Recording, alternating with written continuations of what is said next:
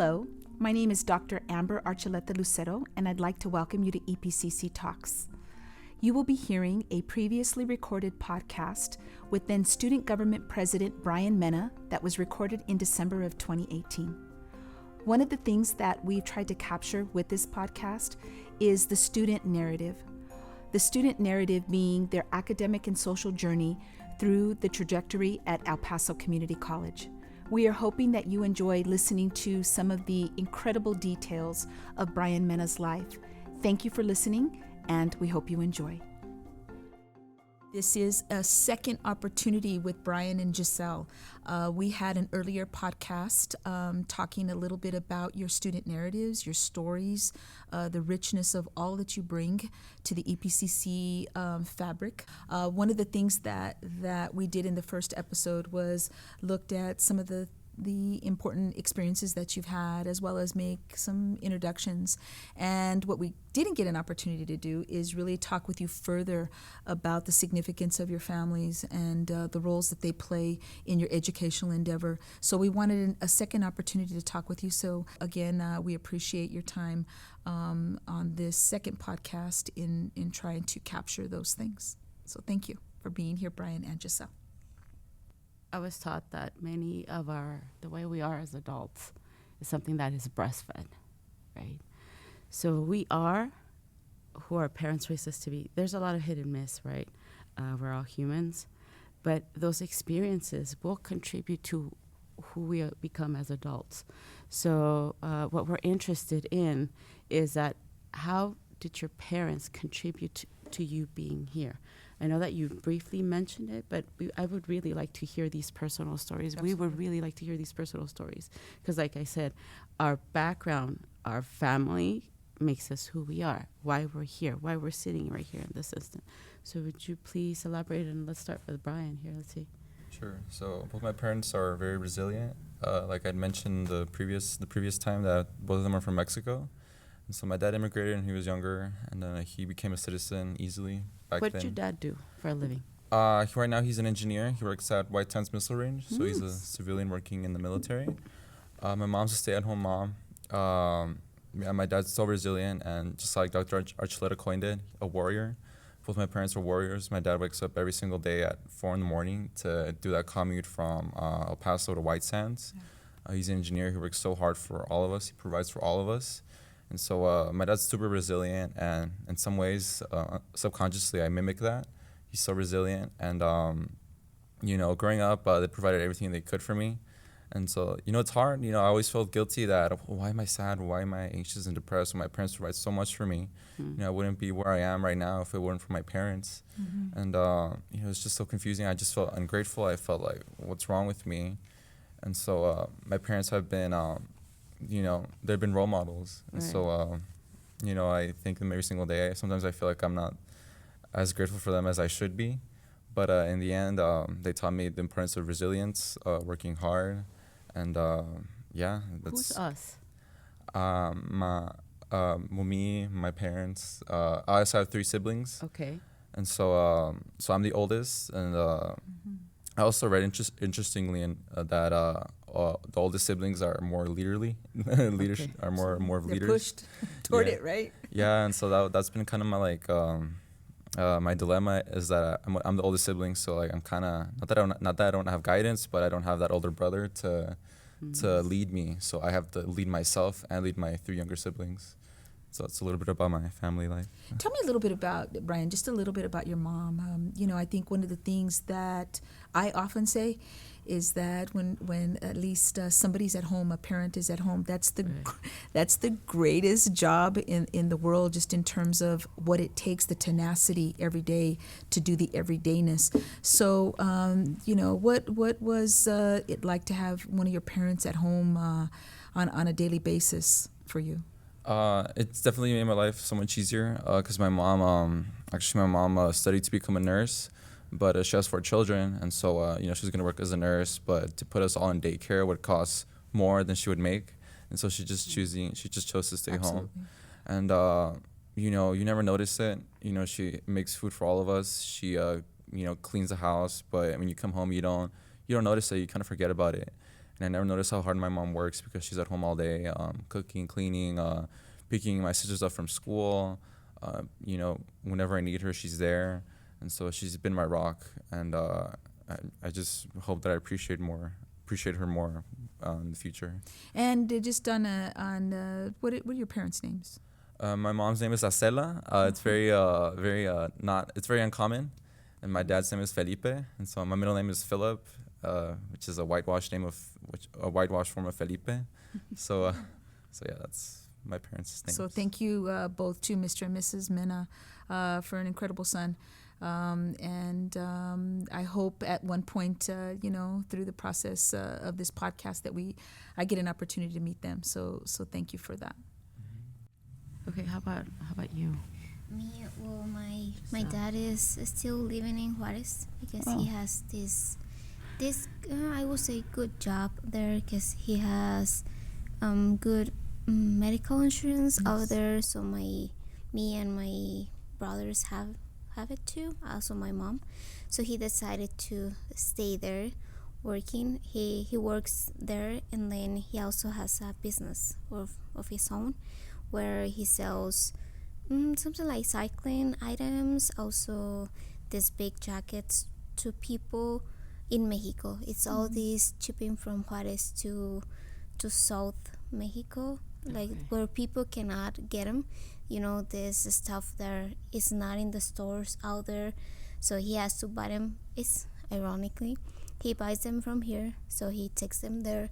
He ships. I know that he gets very early in the morning to go and maybe put those boxes in the mail, put the tax on them, and receive payments, and then give money back. I know my dad works a lot. My dad's name is Joel. Joel. And my mom is like Bryan's. It's a stay at home mom. So I know that she also works very hard. We are the three, my family. Well, my brothers and I, three, my mom, and we live with my grandparent. So we'll stay there. As Bryan said, she cooks, she cleans, she prepares all of stuff, my brothers and I. We all came from Mexico. We all were born there, so we just decided to come here. We are still waiting for my dad to come, but he says, I'm good here. I can support you from here.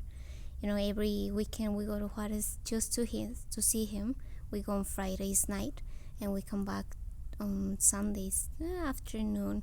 It doesn't matter if we make all those lines, an hour and a half, because once we get home, he's gonna be there, and we have dinner together or some coffee or something. So my brothers can spend some time with him. I would say it's more important for him. Now that I saw him this Friday at the graduation, I could see him so excited. I was looking just for my mom. My mom is this loud voice. Giselle, Mom, I can see you. But I saw my dad. I was standing there. I know that he's afraid of being among a lot of people, but he was there, and he was standing, and he was doing all this noise, and it was, I don't know, it was very exciting for me to see him there in that environment, in that place. And now, once we got home and we were posting these pictures on Facebook and all that stuff, I saw how he posted a picture with me. It was just me and him, not all over pictures. And my mom posted a lot of pictures. And I would say, yeah, they are very important, in this step and in all my life, because they have been there when my mom worked, when we were in Juarez. I just saw her in the in the afternoons, and then once my dad got home, a little bit in the nights. So even though we were spending a lot of time together, but just don't give up, just continue. If you want to be there. If you want to come back to Juarez, we can both live here together. You can go to school, you can bring your car. So anyways, if I will choosing to stay there, I know that I will be with my dad. And here I'm with my mom and my brothers now. It's like they have like two mothers now, from Monday to Friday, and then from Friday to Sunday there will be my dad. And I'm very proud of him. My mom's name is Erika, and my brothers is Gael y Diego. Okay. I think this must be difficult, no, having your family split Yes. to different countries. Mm-hmm. Well, there's several things that I'm thinking. First of all, the commonality that you both have is that you're the oldest sibling. Okay. So what does this mean to you as far as coming to school, and how does that affect your siblings? Because I also believe in these, I'm an older sibling too. The little ones are always looking at you. What's your next step? And that's how I was raised, right? Be careful what you do. Be careful what you do, because, what are your sisters going to think about if you're not a good example? So I think that, first of all, you're starting on the right foot, right? So how do you think that you being older siblings, how does this affect your brothers? I mean, you have 2 brothers. You have, what is it? 3 sisters. 3 sisters. So that's interesting. You have brothers and you have sisters. Okay. So tell me how you think they see you, what you're doing to be that example of the oldest sibling. So the oldest sibling, like I mentioned, I think is that you don't have like an older sibling to kind of give you that precise guidance as I went through this, don't go through that. And so that's what I've been doing for my 3 younger sisters. One of them is, she's an early college student. She attends Malwood, but it's like a new program. It's called Rams Early College. And so I'm telling her, hey, you need to make sure you keep up your GPA. You need to make sure you start applying. And then it's not enough to just say, apply for scholarships. Like, I tell her what to put on those scholarships. You need to get your story out. You need to talk about what you went through and why you would be a good candidate for that scholarship. So I'm giving her precise advice. My parents, they did give me advice, get good grades, but sometimes that's not enough. Sometimes you need that older sibling to narrow it down. And being the older sibling, I kind of had to forge my own path, which is why I kind of feel the urge to be in leadership positions, because I've done that with my family life. And so I've been giving that advice to my younger sibling. Her name is Diane. She's gonna be a junior or a senior, I'm not sure, but she's getting ready for college, and I see so much potential in her. Everything that I didn't do in high school, she's doing it for me. So I see her as she's doing everything that I wish I could have done in high school. So I see so much in her. So you're mentoring her. Yes. That's wonderful. Yes. That's wonderful. Yes. And That's a good position to be in, Brian. I mean, to have that knowledge, like you mentioned, sometimes it's trial and error, but to have that knowledge and to pass it on is like the greatest. That's like one of the greatest gifts. The greatest strength is to do that. Yes. So I was at error, not error, but I tried things that didn't work out, and I'm telling her, like, hey, this is what I tried. And I'm not that much older than her. She's 16, she's 17, and I'm 21. And so it's not that much of a difference. So the advice I'm giving her is still kind of relevant. Whereas my parents, they're like in their 40s. So obviously they're from a different generation. But I'm hoping that she gets a full ride. I'm hoping that she goes to a good university. I'm telling her, apply to UT Austin, get that full ride Terry scholarship. And so that's something I wish I could have done when I was in high school. But I didn't have that older sibling to give me that precise advice about what exactly to do, and I'm telling her exactly what to do. Good, thank you. And for me, Gael is just 12 and Diego is 9, so I would say it's kind of different with Brian, but they, as you say, they're always looking at me. Now, when I think they have been in college for a couple of times. Once my mom picked them up and visiting, and said, "Oh, I want to come here." And what do you do? And yeah, once you get your time, I'm gonna be there. And as Brian said, our parents see the things in a different way, and I would say in my place is a little bit more different, because we have this idea of education, but it's still like in Mexico. My parents still don't know how to allow things work in here. Maybe my mom, because my mom came to college for a couple of semesters, but it's I'm the one that kind of knows how the water flows in here. So yeah, and they are all the time looking at me. We go to church together, and like there's an example in there. I am a reader in mass, and so they wanted to be there, and they are, I don't know how to say in English, but they are the ones that help the priest, to take the water, to take the wine, to take And so we all are now up there, and there was an example. No, I want to be there. I want to help the priests. I want to help Padre Rios to, all of these things. So it was this place. And now I was saying the school, they are very proud of me, and that's amazing. And I got some scholarships, and they have been there with me. And so the oldest one is like, oh, I want to get it too. Yeah, you will do it. I want to go to college. The little one is more like, yeah, it's not my time yet. But the older one, yeah. And I think I want to be that person. I want to be there. Even though I'm going to go to nursing school, I know it's going to take a lot of time, my time with them. But I want to help them. And I want to be, like Bryan said, their mentor when the time gets. Now it's different because they are little still. But if God wants me to be there, I'm going to be there, all the time. I think one of the greatest, as I think we're almost ending here, the greatest gifts that we have as faculty members is to sort of do that for our students. It brings like tremendous joy to see you on the stage. I was looking at you on the stage. I was watching the stream. I was doing some grades, and I was watching the stream. I was waiting for you, but I was looking at you on the stage, and your professionalism, even Frenchie's coming to get her degree, and you're taking a picture.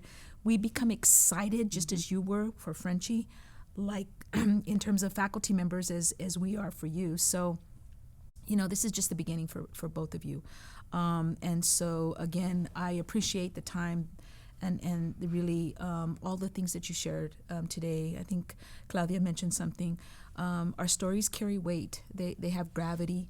They're heavy. They connect. There's an inner, I think, section of all of our lives in terms of our humanity and our story, the richness of what you talked about in terms of your family, the legacy of your parents, the legacy of you in terms of your own siblings. So thank you for sharing that. Continued success. May all good things continue to open up for you as you move forward.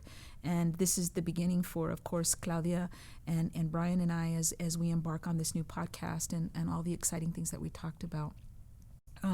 So we want to also open it up to our audience members, right?